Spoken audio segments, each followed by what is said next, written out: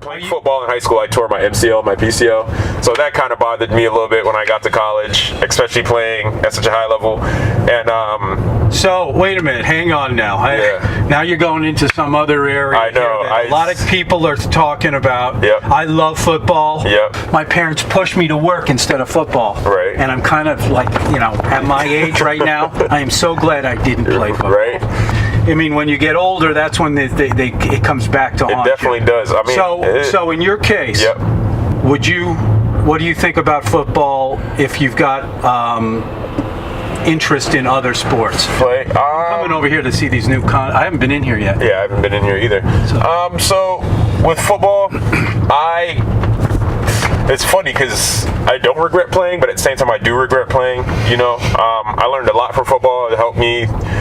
And that's one thing I love about playing multiple sports is you learn so many different things, that you could put into other sports that you play. And so I've learned a lot from football, but at the same time, it also injured me and put me in a certain position. But it didn't injure you enough so that you can't play lacrosse. But yeah, that's what I'm saying. It didn't take me away from the game fully. So do you think that if you hadn't been hurt at football, you might be playing basketball still? Yes, absolutely. Yeah. Absolutely. Yeah.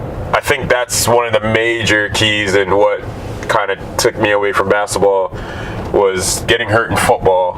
And because when I got hurt in football in high school, I thought that was it. I mean, I didn't know what I had hurt when it exactly happened, but I knew it was a knee injury. And I mean, especially being that young, having the knee injury that I did, because I tore my MCL and my PCL.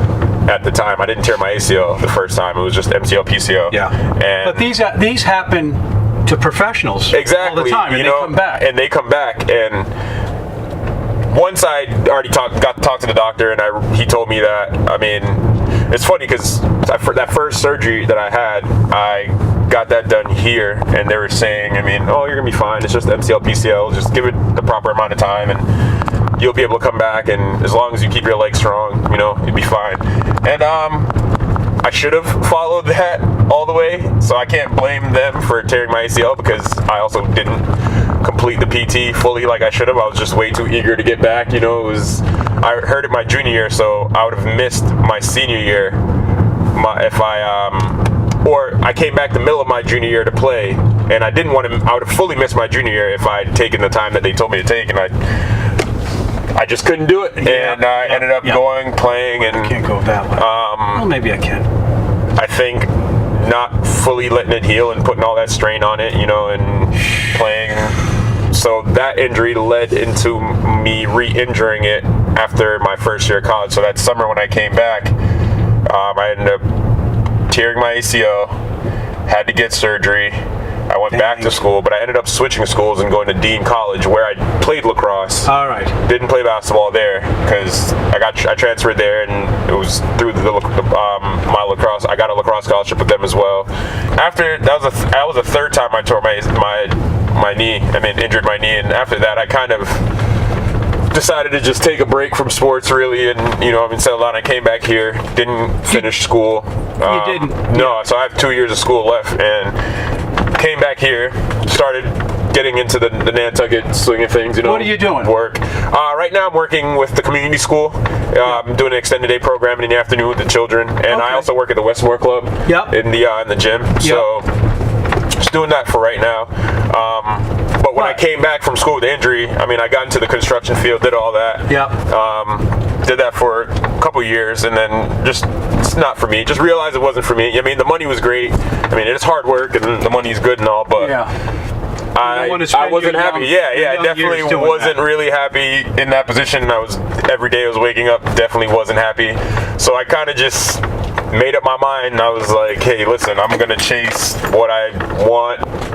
And I'm just gonna be happy. It's not for me, it wasn't about the money, because money, just like anything, comes and goes. You can make money, but if you're not happy, life just doesn't feel worth it to me. So ended up getting a job at the Boys and Girls Club, actually working with kids and coaching and being around what I like to do. And I definitely was just a lot happier, and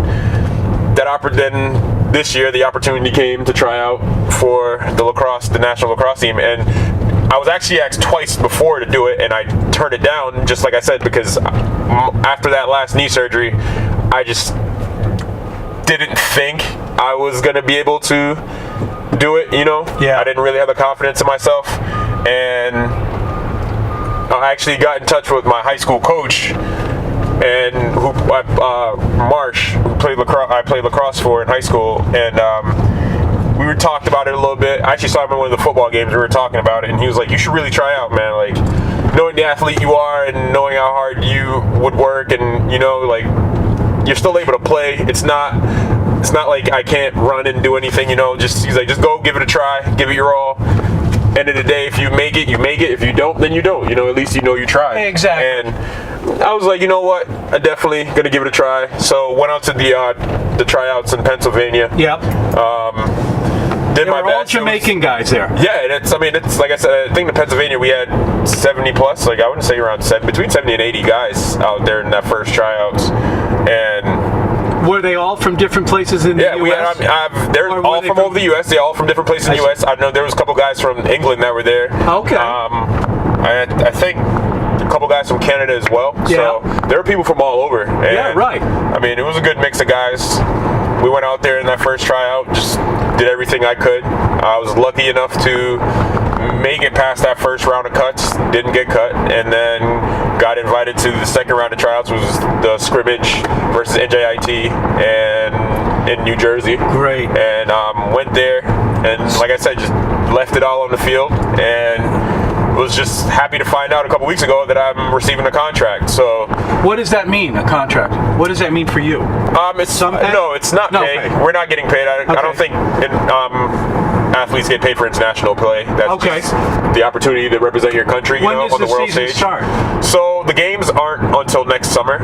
Okay. I'm guessing once spring starts, because that's the lacrosse season. Once spring comes into play is when we're going to really be getting after it a lot. Yeah. Right now, we're just focusing on staying in shape, right. Working on skill Where will stuff. you train? I've been training at the Westmore Club. No, but where will you train once the team is to assemble? They haven't you have really. To go to Jamaica? Yeah, they wouldn't. I'm guessing. Maybe. Yeah, maybe. Yeah, I'm hoping we do. That would be nice. Do you to go get there 2 weeks still? down there. I haven't been back in a while. Last time I went back was 2011, and Okay. I haven't been back just because I've been here. Yeah, working, right. Doing This is your home now. Yeah, doing it. Yeah, this is where I live. This is where my you home. live. But Your mom here? Yeah, my whole family's here. They are? Actually, yeah. What do you got for family? My mom, my stepdad, my little brother, my two little sisters are here up north. I have a ton of aunts, uncles, cousins that live down south in Florida. In Florida. Yeah, in that area. So in ATL, they're all over the place. Yep. Few of them in Canada. So I mean, and I still have family members in Jamaica, but majority of them are here in the States. Okay. Yeah. So, as you look toward the future of this, how long of a career do you think you'll have? I mean, what is the average career in something like this? I mean, there are guys that are playing professional lacrosse now, and they're in their late 30s, going on 40s. So really? I have some time. Yeah, and that's the thing too. After going to these tryouts and playing and seeing the level of competition, and I'm actually surprised because I'm able to still play at such a high, level, and I'm not 100% what I can be. So that just motivates me a little bit to know that once I get to where I feel like I'm 100%, I know I'm going to be able to compete and even do very well against some of these guys. So sure. It's definitely given me that added motivation, kind of rejuvenated me in a sense. Yep. And I don't know. I'm looking to take it as far as I could go. I'm only 27. Yeah, you're young. So I got time. So what about the professional level? I mean, is lacrosse becoming? It's growing. Yeah, there is a professional. There's an indoor league and a field league, and the field league is actually growing. What kind of money could you make doing that? I mean, it's not a ton of money. No. I mean, most guys who play professional lacrosse still have second job somewhere. Yep. And that's understandable. Yep. Just because the sport's still growing. It it's is not growing the same. too. It's not going down. It's not like the NFL or the NBA yet, but it's going to get there one day. Do you think it's a safe sport, lacrosse? Concussions in the brain and all that stuff. There's contact, so there's always chances of people getting hurt. But not like football. But there's less. The frequency of contact is I would say less than football. Yeah. I think it's safe, you know, and most of it, like I said, it's technique and skill. And once you have good technique and good skill, you could avoid certain things. Mm-hmm. So, I would say it's relatively safe. It's pretty safe. Well, that's good because I know parents are thinking about it. And the kids love it. You know, it's hugely popular. Yeah, it's fun. It's fun. It definitely is. And I'd say it's the most popular sport. It's the fastest growing sport in the States right now. Isn't it? And it's fun. Like I said, and I think that's the thing that I like about it too is. So maybe you'll be maybe you'll become a professional. And that's the goal, honestly, for me right now. The sport keeps going. I see this as an opportunity, and to just go out there, show the world that I have the ability to perform at a high level, and hopefully other opportunities will come from that. I always feel is once an opportunity comes, if you handle it right and you give it your all, that's just only going to lead to bigger and better things. This Jamaican team, is it possible that this team would go to the Olympics? Lacrosse hasn't been inducted into the Olympics yet. No. But I feel like within, like I said, with the rate the sport's growing and the support that it's getting from people, because I know in this World Championships that we have coming up this summer, there's already 50 teams in it. So if lacrosse is that big all over the teams? Yeah, exactly. And if lacrosse is that big, I don't see why it shouldn't be in the Olympics.